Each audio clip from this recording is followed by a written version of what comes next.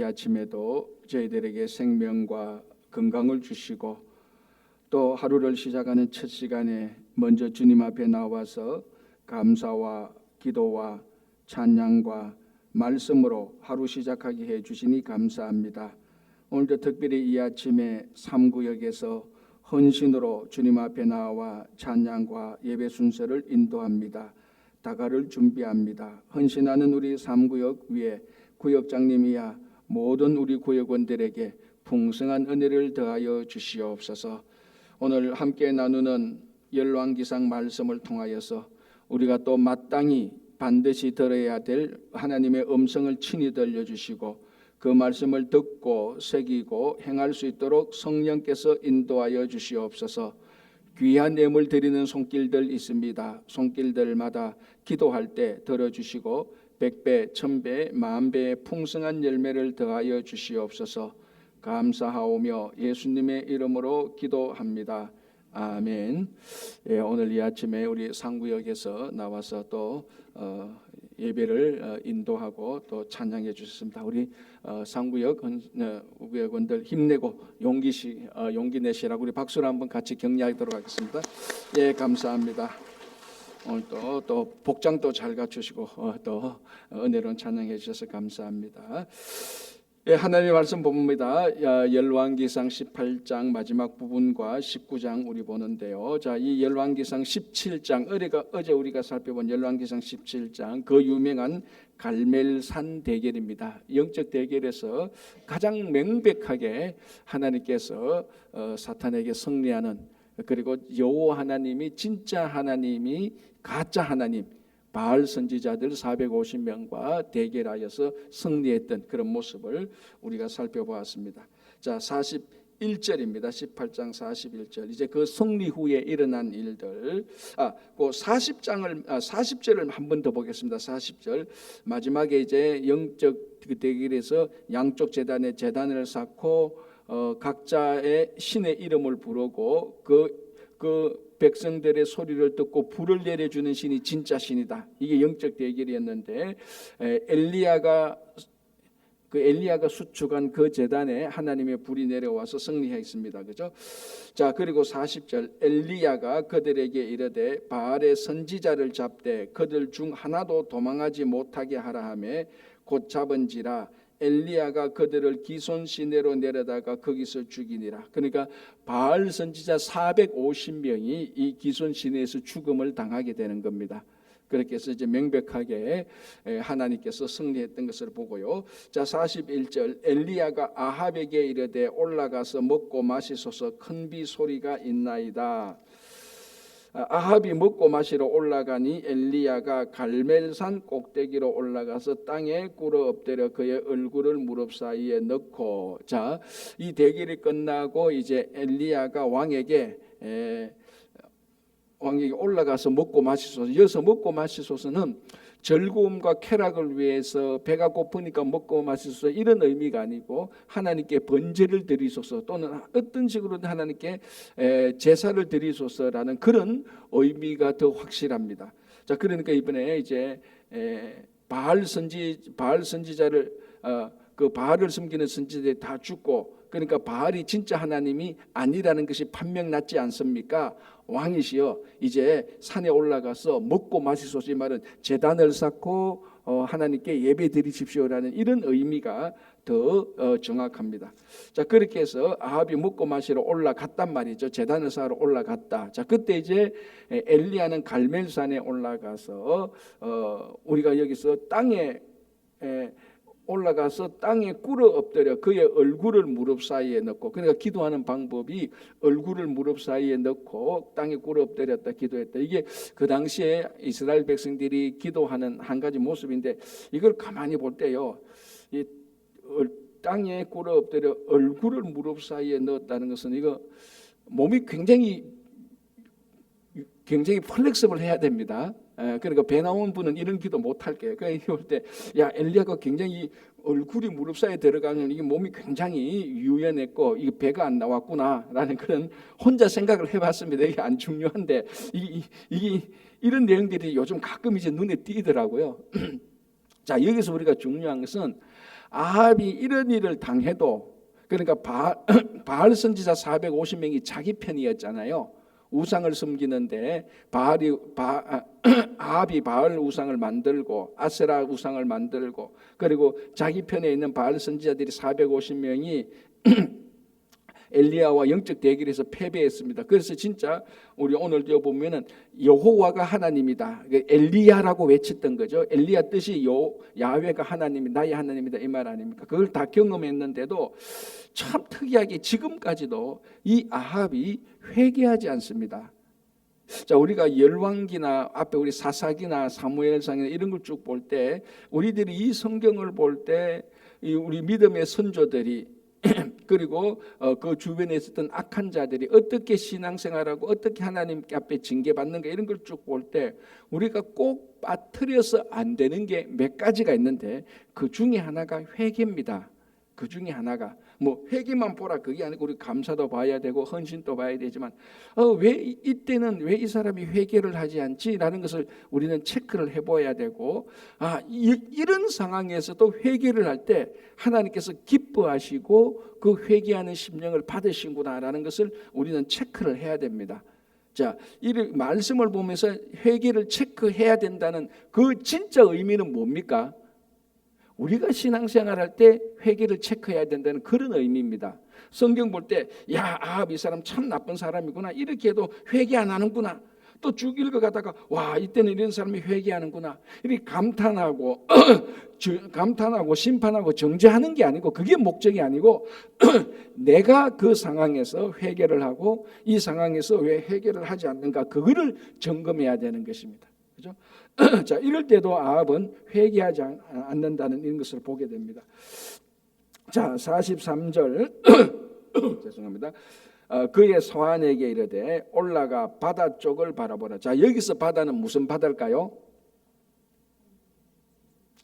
이거 이제 맞추는 것이 성경을 제대로 아는 사람입니다. 자, 엘리야가 갈멜산에 올라가서 그의 서한에게, 자, 이제 비가 오려면은 바람이 있어야 되고, 비가 오려면 구름이 있어야 됩니다. 그죠? 자, 그래 바다 쪽으로 가서 구름이 있는가 없는가 보라 이런 의미인데, 여기서 바다는 무슨 바다일까요? 이게 성경에 나오는 정확한 이름으로 말하면 대해입니다. 대해. 이게 지도상으로 지중해죠. 지중해. 그래서 성지순례가 반드시 가는 코스가 여기입니다. 갈멜산에 올라갑니다. 그 갈멜산은 그대로 있고 그 가면 이제 엘리야의 동상이 있습니다. 그리고 또 조그만 채플이 있죠. 거기 딱 서면은 밑에 이제 광야, 이스라엘 광야가 다 보이고, 그러니까 딱 서서 다 서쪽이죠, 그죠? 서쪽으로 쭉 보면은 거기 이제 저 멀리 바다가 있는 그 지중해가 보이는 겁니다. 그러니까 지금 여기서 바람 일어서서 올라가서 바다 쪽을 바라보라는 것은 바다 쪽에서 바람이 불고 바다 쪽에서 비가 온다는 것을 의미하는 거죠. 자, 지금까지 이 아합의 가장 큰, 이 아합이 통치하는데 가장 큰 문제는 뭡니까? 지금 나라에 기근이 들었다는 겁니다. 그러니까 왜 기근이 들었습니까? 비가 안 와서. 왜 비가 안 왔죠? 하나님이 엘리야에게 말했지 않습니까? 너 아합에게 가서 앞으로 하나님의 말씀이 한마디도 이루어지기 전에는 이슬도 내리지 않고 비도 내리지 않을 것이다. 그거 선포 딱 하고 엘리야가 아합으로부터 피신했습니다. 그때부터 아합이 엘리야를 잡으려고 그렇게 군사들을 다 푸는데 못 잡았지 않습니까? 그런데 이제 드디어 아합하고 엘리야를 만났습니다. 지금 아합이 엘리야를 잡을 형편이 안 되죠. 바알 선지자들 다 죽고 하니까. 자, 그때 이제 큰 문제가 이제 비가 안 왔는데, 이제 비가 내리기 시작하는 것을 우리 여기 41절에 큰 비 소리를 들었다. 이건 진짜 비가 내리는 소리가 비가 올 것이라는 이제 그런 이제 그 뭡니까 기후를 알았다는 거죠. 그래서 사안에게 저 바다 쪽을 바라보라. 혹시 지금 아니면은 언제쯤 그 바람이 일어나서 비바람이 일어나서 비가 내릴는지 그거 알아보라고 말을 하는 겁니다. 그죠? 자, 43절 그의 사안에게 이르되 올라가 바다 쪽을 바라보라. 그가 올라가 바라보고 말하되 아무것도 없나이다. 이르되 7번째까지 다시 가라. 그리고 보니까 그 정상적인 바다입니다. 아무 이상 없습니다. 또 가보라, 또 보라, 또 보라 해서 7번째 봤습니다. 자, 그러니까 44절에 7번째 이르러서는 그가 말하되 바다에서 사람의 손만한 작은 구름이 일어나다이다. 7번째 보니까 이 사안이 보니까 뭐 구름 같은 게 하나 나타났습니다. 지금보다 이때까지는 없었던. 그런데 그 구름이 사람 손만한 조그만 구름이다라고 말을 하는 겁니다. 자, 다시 바다에서 사람의 손만한 구름이 일어나나이다. 이르되 올라가 아합에게 말하기를 비에 막히지 아니하도록 마차를 가지고 내려가소서 하라. 자, 손바닥만한 작은 구름이 일어나는 것을 보고 엘리야는 확신을 합니다. 이제 하나님께서 비를 내리시는구나. 자, 우리 같으면 어떡합니까? 비가 내린다면은 큰 먹구름이 오고 막 이래야 되지 않습니까? 그런데 그 조그만 손바닥만한 구름 하나 보고 엘리야는 확신하는 겁니다. 자, 우리가 여기서 우리가 깨달아야 될, 우리가 드려야 될 영적 교훈이 뭡니까? 하나님께서는 이 크기보다는 사인이 중요한 겁니다. 그러니까 이 손바닥만한 작은 구름에서 만약에 여기서 기후학자가 그 기후학자가 예를 들어 기상대에서 근무하는 사람이라면은 손바닥만한 구름 하나 보고 저거 가지고 될까? 아직 좀 더 기다려보자, 아니면 아니다라고 말을 했을 겁니다. 그러나 엘리야는 그 아주 조그만 표시 하나 가운데서 하나님의 사인을 읽어냈던 것입니다. 왜? 하나님은 아무리 큰 일이라도 조그마한 일 하나만 있어도 하나님은 그 일로 큰 일을 하실 수 있기 때문에 그렇지 않습니까? 그리고 우리 일상적인 삶 속에서도 우리 속담에도 뭡니까? 천리길도 한 걸음 붙습니다. 그죠? 그러니까 어떤 위대한 일이 일어난다고 해서 위대한 사인이 갑자기 나타나고 그 위대한 일에 걸맞는 표시가 나타나고 사람이 동원되고 이렇게 해서야 위대한 일이 일어나는 게 아니고 조그만 사인 하나, 큰 일을 하는데 한 명의 변화, 조그만 변화 하나에서부터 출발해서 큰 일이 이루어지는 것입니다. 특별히 하나님께서 하시는 사역은 늘 그렇죠. 하나님의 가장 위대한 사역이 막 10만 명, 20만 명 이렇게 불러놓고 하는 그런 사역도 있지만 많은 사역은 그런 사역이 한 사람, 두 사람부터 시작하게 하는 것입니다. 지금 몇 년 동안 이 이스라엘에 비가 없었고 이제 큰 비가 내려야 되는데 그 큰 비가 내리는 사인 하나가 엄청난 먹구름이 올라오는 게 아니고 손바닥만한 구름 하나, 그것도 멀리서 봐서 하는, 여기서부터 시작하는 것입니다. 그래서 우리가 하나님의 일을 하는데 이 손바닥만한 이 구름 가지고 뭐 되겠습니까? 이것 가지고 뭐 되겠습니까? 일을 하는데 이거 한두 사람 가지고 뭐 하겠습니까? 라고 우리가 그것을 포기하거나 그 기대를 저버려서는 안 된다는 겁니다. 하나님은 아무리 위대한 일이라도 아무리 조그만 일로도 충분히 행할 수 있는 것입니다. 그래서 하나님께서 내 겉이 손바닥만한 구름 같은 나 같은 사람을 하나님께서는 충분히 들어서 쓸 수 있다는 것입니다. 그렇죠? 자, 그리고 이제 아합 왕에게 말이죠. 왕이 지금 빨리 돌아가시라. 왜? 이제 곧 구름이 내가 손바닥만한 구름을 봤으니까 곧 비가 올 것이 확실하다. 왕이시여, 길이 막히지 않도록 빨리 내려가서 마차를 타고 올라가라. 그 마차를 타고 그 내려가라고 말을 하죠. 자, 45절에 조금 후에 구름과 바람이 일어나서 하늘이 캄캄해지며, 이제 우리가 전형적인 한여름에 소나기 확 오는 그런 모습이죠.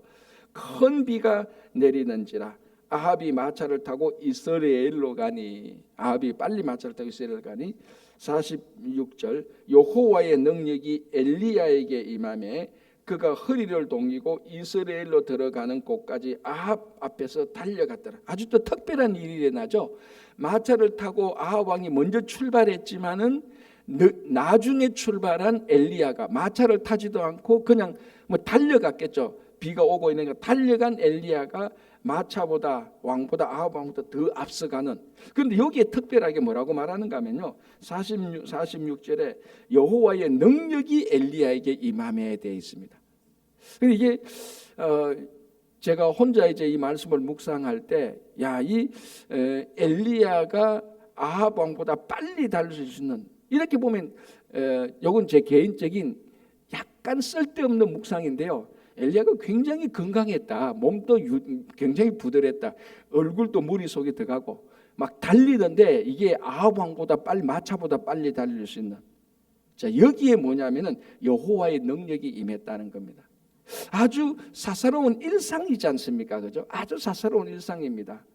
그런데 여기에도 엘리야에게 하나님의 능력이 임했다는 겁니다. 그러니까 하나님의 사람들에게, 자, 하나님의 사람이니까 우리가 전부 다 어떤 사람을 생각하는 거, 모세와 엘리야와 바울과 다윗 같은 이런 사람들을 생각하는데, 여러분, 우리가 예수 그리스도를 믿고 구주로 고백하고 살아가는 우리 모든 성도들이 하나님의 사람들입니다. 여러분, 엘리야와 우리와 같은 성정이라 그랬습니다. 그죠? 그러니까 우리가 성경을 보면서 야, 모세, 엘리야, 다윗이니까 저런 기적이 일어나고 저렇게 믿음을 고백하지라고 우리가 늘 그런 생각을 합니다. 그러나 실제로 성경을 보면 그 모세, 엘리야도 하나님의 사람이고 하나님의 종이고 우리도 하나님의 사람이고 하나님의 종이라는 겁니다. 그래서 모세, 엘리야에게도 일어나는 그런 일들이 우리들에게도 충분히 일어나는 겁니다. 그거 안 믿고 그런 일 안 한다면은 우리가 뭐하게 똑같은 하나님을 섬기고 우리가 뭐하러 우리가 신앙생활하고 우리가 뭐하러 이 아침에 나와가지고 찬양하고 기도하고 말씀을 보겠습니까? 이게 우리의 교만한 신앙이 아니고 우리가 똑같은 하나님을 믿는다면은 똑같은 일이 일어날 수 있다는 똑같은 확신을 가질 필요가 있습니다. 이제 그게 우리의 상황에 따라서 차이는 나죠. 자, 예를 들자면은 그런 목사님 왜 우리들에게 하나님의 말씀이 안 나타나고 이 보면 이사야나 예레미야나 이런 선지자를 보면 종종 하나님께서 그들을 하나님의 사람이라고 하나님의 종이라고 불러서 음성도 들려주고 막 이렇게 하는데 왜 오늘날 우리에게는 그렇게 안 합니까라고 이렇게 말할 수 있겠지만 사실은 하나님은 오늘까지 동일하게 우리에게 똑같이 음성을 들려줍니다. 아니 더 많이 들려주고 더 직접적으로 들려주죠. 그게 뭡니까? 이 성경을 통해서 충분히 하나님께서는 우리들에게 말씀을 들려주시고 우리가 진심으로 기도할 때 충분히 하나님께서는 이사야와 에레미야와 모세와 엘리야에게 들려주던 그 음성을 성경과 기도를 통해서 우리에게 충분히 들려줍니다. 그러니까 하나님께서 모세를 하나님의 사람이라고 부르고 우리를 하나님의 사람으로 부르는 것은 동일합니다. 그런데 우리가 그렇게 생각을 자꾸 안 하는 거죠. 우리가 감히 어떻게 모세와 같은 동일한 형편에 놓고 하나님의 사람이라고 말할 수 있느냐. 뭐 하나님이 우리한테 말씀도 안 해주는 것 같고 그렇게 우리가 그렇게 생각하니까 자꾸 우리가 작아지고 우리가 확신이 없어지고 흔들리는 거죠. 우리도 엘리야처럼 똑같이 하나님의 사람이고 하나님께서 엘리야에게 보여주신 그 말씀은 늘 성경을 통해서 우리들에게 말씀하시고 초자연적인 기적이 물론 횟수로 보면 그때보다 지금이 훨씬 덜 일어납니다. 그런데 오늘날은 자 여러분 이게 하나님의 초자연적인 기적을 부인하는 게 절대로 아닙니다. 그러나 우리가 하나님께서 기적을 일으킬 때 보면은 그 상황과 형편에 맞게 기적을 일으킵니다. 그죠? 그런데 오늘날에는 하나님께서 한 오랜 역사를 통해서 우리 인간들에게 지혜도 주시고 지식도 주시고 이성도 주셔가지고 많은 것들을 발달하게 했습니다. 자, 예를 들어 오늘 보십시오. 오늘 이 본문을 보십시오. 오늘 아합 늦게 출발한 엘리야가 아합보다 먼저 도착할 수 있도록 하나님께서 능력을 주셨습니다. 그죠? 자, 오늘은 그러면은 왜 이런 능력을 제게 안 줄까요? 나도 먼저 빨리 가서 할 수 있는데 왜 이런 능력을 안 줄까요? 상황이 바뀌었잖아요. 어떻게? 오늘날은 차 타고 내가 빨리 가면 돼요. 내 차 타고 빨리 가면은 마차보다 빨리 갈 수 있단 말이에요. 그 상황이 많이 바뀌었어요. 이렇게 바뀐 상황을 하나님께서 다 역사해 놓으셨다고요. 자, 가장 쉽게 제가 하나님의 초자연적인 기적을 안 믿는다는 것이 절대로 아닙니다. 하나님께서 우리를 치료한다는 것을 분명히 믿습니다. 자, 예를 들어서 보십시오. 자, 이렇게 가다가 내가 실수해서 다리를 삐었다. 옛날 같으면 이거 어떻게 해야 됩니까? 먼저 기도해야 돼요. 오늘날도 기도해야 돼요. 그러면 옛날에는 이 다리가 삐어진 이 사람에게 고칠 수 있는 의학적인 지식과 기술이 없었단 말이죠. 그래서 하나님께서 그 상황에서 하나님께서 초자연적으로 고쳐주신단 말이죠. 자, 오늘 다리가 삐었습니다. 내가 기도합니다. 하나님 왜 초자연적 기적이 안 일어납니까? 라고 말하면 하나님께서 뭐라고 말씀하십니까? 너 의사한테 가라고. 내가 네 주변에 수없이 많은 의사들 다 배치해 놨다고. 하나님께서 의사 다 배치해 놨는데 지금까지 오랜 역사를 통해서 인간에게 뭡니까? 지식을 주시고 지혜를 주시고 의료 지식을 주시고 그런 것을 다 만들어 너 주변에 수없이 많은 고칠 수 있는 의사가 있는데 너 의사한테 가면 된다. 그렇게 말씀하시는 거예요. 물론 그럼에도 불구하고 초자연적인 기적은 하나님께서 특별한 경우에 분명히 일으킵니다. 분명히. 그래서 안 믿는다는 것도 아니고 그것이 없다는 것도 아닙니다. 그러나 상황과 형편이 많이 바뀌었죠. 하나님이 왜 내게 직접 음성을 안 들려줍니까? 오늘 목사님 설교 들어보니까 엘리야의 하나님이 나의 하나님인데 하나님께서 엘리야에게는 종종 음성을 들려주는데 내게는 왜 음성을 안 들려줍니까? 라고 말하면 하나님은 뭐라고 말합니까? 군소리하지 말고 빨리 저 방에 들어가서 성경책 읽어보라. 거기 내 음성이 있다. 이렇게 말씀하시는 거예요. 여전히 하나님은 우리에게 동일하게 역사하십니다. 우리의 형편과 상황에 따라서 하나님께서 역사하는 방법이 많이 바뀐 거죠. 그래서 오늘날에도 종종 선교사님들의 얘기를 들어보면 그쪽에는 의료가 없고 의료 지식이 없고 여전히 지금 우리가 그 미국에 살고 있는 것보다 상황이 많이 다르지 않습니까? 상황이 많이 다르기 때문에 하나님께서 역사하시는 방법도 많이 달라요. 그쪽에서는 여전히 의료 기술이 없으니까 선교사님이 막 기도할 때 우리가 살고 있는 여기보다 더 많은 기적이 일어나서 그 사람들을 고쳐줘요. 그러니까 이런 하나님께서 역사를 운행하시는 것과 하나님의 능력을 우리가 둘 다 이렇게 조합해서 본문을 봐야 되는 겁니다. 여기서 하나님께서 능력 주시니까 마차로 달려간 사람보다 더 빨리 가네. 야 나도 능력 받아가지고 마차보다 빨리 달리겠다. 이렇게 말하면 하나님께서 뭐라고 말합니까? 그런 소리 하지 말고 달리기 연습부터 하라. 이렇게 말할 겁니다. 그죠? 그러니까 이런 하나님의 능력을 우리가 자꾸 이상하게 우상적인 능력으로 자꾸 변환시키는 아주 나쁜 습관이 있는 사람들이 있습니다. 그래서 여기서 하나님을 인격적인 하나님, 역사를 운행하시는 하나님, 하나님의 나라를 이루신 하나님 요 측면에서 보는 게 아니고 가장 뭡니까? 그냥 우상이 능력을 주듯이 우리가 어렵고 힘들 때 막 어떤 신기한 능력만 바라듯이 그런 측면으로 본다면은 하나님을 이만큼 크신 하나님을 이만큼 작은 하나님으로 자꾸 축소해서 보는다 이렇게 보는 것입니다. 우리는 성경에 나타나는 하나님을 우리 생각으로 제한하지 말고 넓게가 아니고 원래 계신 그 하나님대로 우리는 받아들이고 고백해야 되는 것입니다. 그렇죠? 자 이제 19장으로 넘어가겠습니다. 아합이 엘리야가 행한 모든 일과 그가 어떻게 모든 선지자를 칼로 죽였는지를 이세벨에게 말하니 자 이게 생각이 있는 분이 이 말씀을 읽으면 여기서 굉장히 이상한 걸 발견합니다. 뭐가 이상합니까? 생각이 없으시는구나. 뭐가 이상합니까 지금? 왕이 왕비에게 국정을 보고하고 있어요 지금. 그거라고요. 이걸 어떤 사람은 아니 목사님 부부 사이에 이런 얘기 할 수 있는 거고 하는 거죠 라고 말할 수 있지만 이 1절을 가만히 보면요 아합이 자기에게 일어난 모든 일들을 이세벨에게 국정 업무 보고하듯이 보고하고 있는 거예요. 장관이 왕에게 보고하듯이 그렇게 말하고 있는 거예요. 자 그러니까 2절에 보십시오. 이세벨이 사신을 엘리야에게 보내어 이르되 내가 내일 이맘때에는 반드시 너의 생명을 저 사람들 중 한 사람의 생명과 같게 하리라.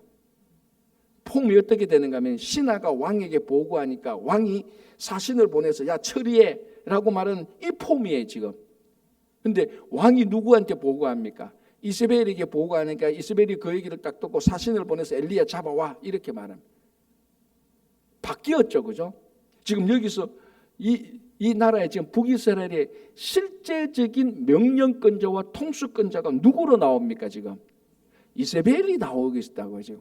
누가 왕이에요? 아합이 왕이에요.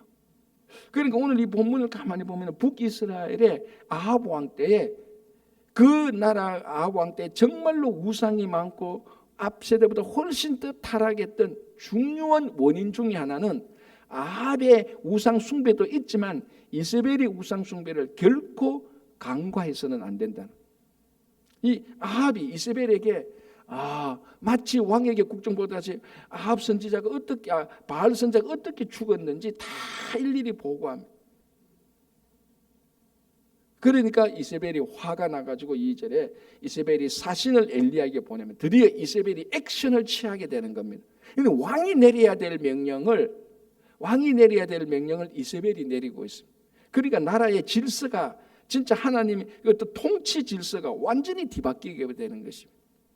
물론 어떤 한 사람이 앞에 나와서 말을 많이 하고 행동을 많이 한다고 해서 그 사람이 항상 통치의 최고 능력을 발휘하고 영향력을 발휘하는 것은 아닙니다만, 오늘 이 본문을 보면은 이세벨이 앞에 와서 다 진두지휘를 다 하고 있어요.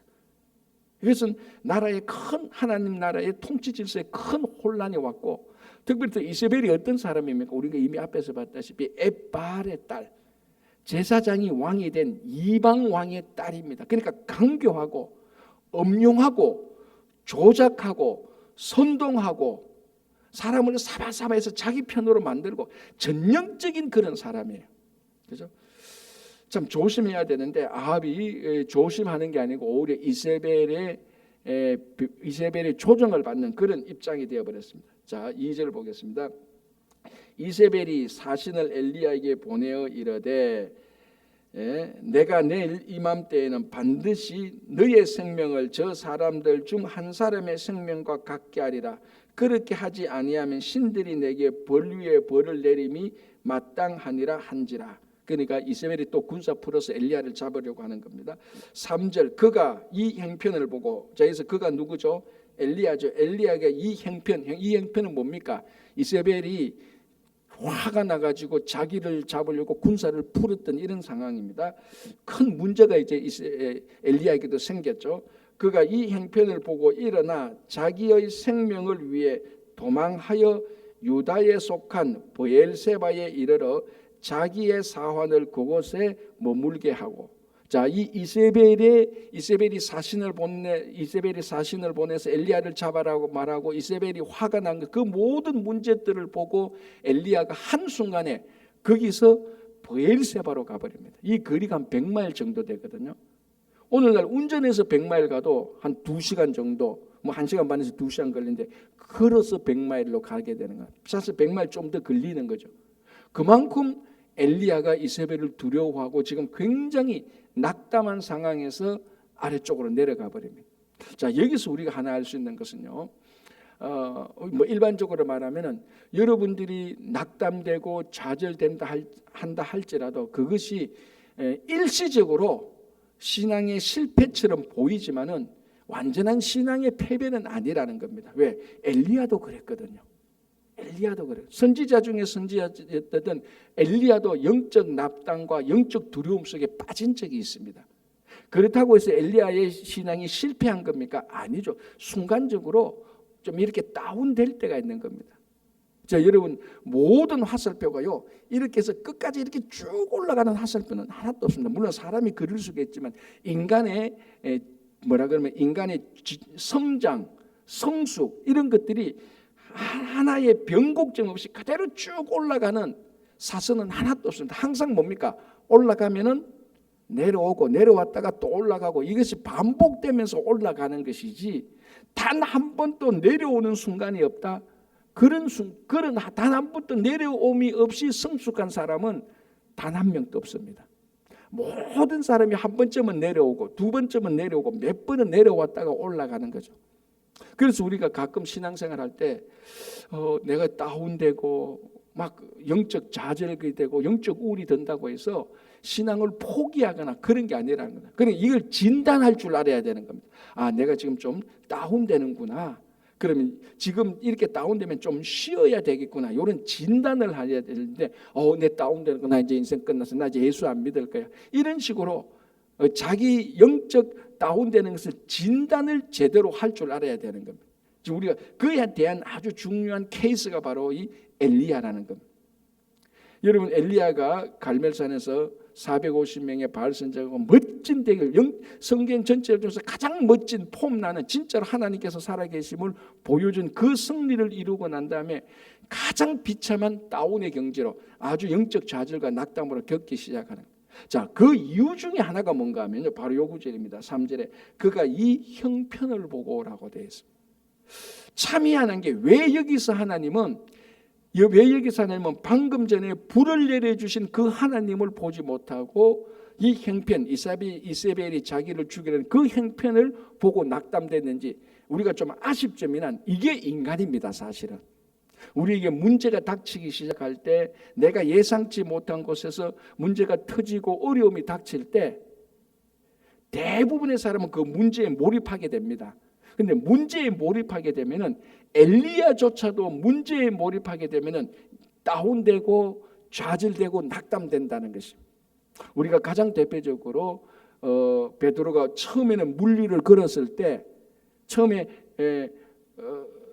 그 폭풍 치는 바다에서 예수님께서 물 위를 걸었을 때 베드로가 뭐라고 말합니까? 나도 걷게 하소서 하니까 예수님께서 걸어오라 그랬습니다. 그래서 그 본문을 보면 물 위를 걸어갔습니다. 주님 쪽을 바라보고. 그런데 폭풍이 치니까 그 폭풍 보면서 두려워가지고 물에 빠지게 되는 겁니다. 그래서 오늘 이 엘리야도 그렇고 베드로도 그렇고 전부 다 믿음의 거장들 아닙니까? 이런 믿음의 거장들조차도 우리 삶에 생기는 문제들에 몰입하게 될 때 다 빠지고 넘어지게 된다는 것입니다. 뭘 봐야 됩니까? 문제 해결자신 하나님을 바라봐야죠. 그때 우리는 계속해서 힘을 얻고 용기를 얻을 수 있습니다. 그렇죠? 그래서 우리에게 삶에 문제가 터졌을 때, 이 모든 문제는요, 크고 작든 모든 문제는 문제입니다. 작은 문제라고 해서 거기 몰입되면 괜찮은 줄 아시면 그렇지 않습니다. 모든 문제는 문제니까 거기 몰입되면은 이렇게 다운되고 좌절되고 낙담되는 겁니다. 그때마다 우리는 늘 그 해결자 되시는 하나님에게 초점을 맞출 때 다시 일어날 수 있는 겁니다. 그래서 이 엘리야가 완전히 영적 다운돼 가지고 브엘세바로 가서 이제 그 유명한 말을 하죠. 4절에 자기 자신은 광야로 들어가 하루 길을 가서 한 로뎀 나무 아래에 앉아서 자기가 죽기를 원하며 이르되 여호와여 넉넉하오니 지금 내 생명을 거두시옵소서. 나는 내 조상들보다 낫지 못하나이다 하고, 이게 엘리야가 하나님 앞에서 말하는 완전 영적 좌절된 겁니다. 내 생명을 거두소. 우리 말하면 나 죽고 싶습니다, 이 말을 하는 겁니다. 이렇게 다운되어 버리는 겁니다. 문제를 볼 때. 그러니까 엘리야조차도 문제에 몰입될 때 완전히 다운되는데 우린들 오죽하겠습니까? 그래서 우리는 문제들이 다가올 때, 폭풍이 칠 때 그 폭풍을 조정하시고 그 폭풍을 다스리시는 하나님에게 초점을 맞추면요, 훨씬 더 우리가 용기와 격려와 위로와 힘을 얻을 수 있는 것입니다. 자, 그래서 이제 여기 5절부터 이제 우리 다음 주에 5절부터 하나님께서 바로 로뎀 나무 아래에 있는 엘리야에게 찾아갑니다. 이제 문제를 보지 말라는 거죠. 하나님을 보라는 거죠. 그래서 계속해서 하나님께서 절차를 거쳐가면서 엘리야를 위로하고 회복시키고 마지막에는 사명을 줘서 도전하게 해서 엘리야가 완전히 회복되게 되는 것입니다. 이 과정들을 우리가 다음 주에 좀 보겠는데요. 이런 우리 엘리야의 삶을 보면서요, 이 엘리야의 삶이 결론적으로 말하면요, 우리와 무관한 삶이 아니라는 것입니다. 이게 이미 수천 년 전 사람이고 엘리야는 선지자 중에 선지자니까 나하고 상관없는 삶이고 상관없는 형편이라고 생각하지만 전혀 그렇지 않습니다. 엘리야의 삶이 내 삶이고 엘리야의 일상이 내 일상이고 엘리야의 하나님이 나의 하나님입니다. 엘리야에게 능력을 주시는 하나님께서 내게 똑같이 능력을 주시는 것입니다. 엘리야의 제단에 불을 내려주신 하나님께서 우리 삶 속에 은혜의 불을 분명히 내려주시는 것이죠. 그래서 우리가 이 아침에 와서 성경을 보는 것 아닙니까? 그래서 우리 아침에 와서 기도를 하는 것이고, 그리고 이 아침에 와서 우리가 찬양을 하는 것입니다. 다시 한번 우리가 이 말씀을 보면서 엘리야에 나타난 그 삶이 오늘날 여전히 우리 속에서 역사하시고 엘리야의 하나님이 여러분들 우리 모두의 하나님이 되시기를 간절히 소망합니다. 기도하겠습니다. 자, 오늘 토요일이니까 같이 통성으로 기도하겠습니다. 우리 8월 25일부터 있을 한 주간 동안 우리 유수그룹을 중심으로 한 나바오 인디언 선교를 위해서 기도해 주시고, 9월 18일부터 20일까지 있는 우리 부흥회를 위해서도 특별히 오실 강사 목사님, 박승일 목사님께서도 기도해 주시고, 또 9월에서 성경 퀴즈 대회를 위해서도 기도해 주시고, 이제 또 하반기를 위하여서 여러분 기도하시고 여러분 가정과 일터와 또 건강과 우리 구역과 성교와 교회를 위해서도 같이 주여 한번 크게 부르고 한 2, 3분간 통성으로 같이 기도하겠습니다. 주여 아버지 하나님 주님 감사합니다. 오늘도 주님께서 우리와 함께 하시고 이곳에 오셔서 아버지 하나님 우리 상구의 헌신 예배를 통해서 함께 우리 새벽에 나와서 기도합니다. 오늘도 여러 가지 기도 제목을 두고 주님 기도하오니 주님 오늘도 우리들에게 힘을 주시고 용기를 더하여 주시기를 간절히 원합니다. 엘리야의 하나님이 나의 하나님이고 엘리야의 삶이 나의 삶이라는 것을 우리가 믿음으로 고백합니다. 주님 우리가 어렵고 힘들 때마다 엘리야에게 나타나신 그 하나님께서 우리에게 나타나서 위로하시고 격려하시고 힘을 주시고 용기를 주시고 소망을 더하여 주시옵소서.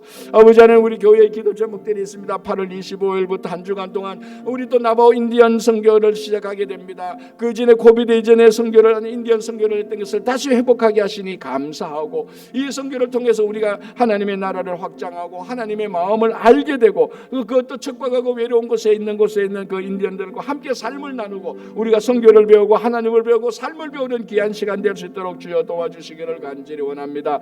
아버지 또 9월 18일부터 20일까지 부흥회가 있습니다. 오실 강사 목사님에게 주님께서 능력을 더하여 주시고 또 이번에도 말씀을 통해서 우리가 또 회복되고 거듭나게 하여 주시옵소서.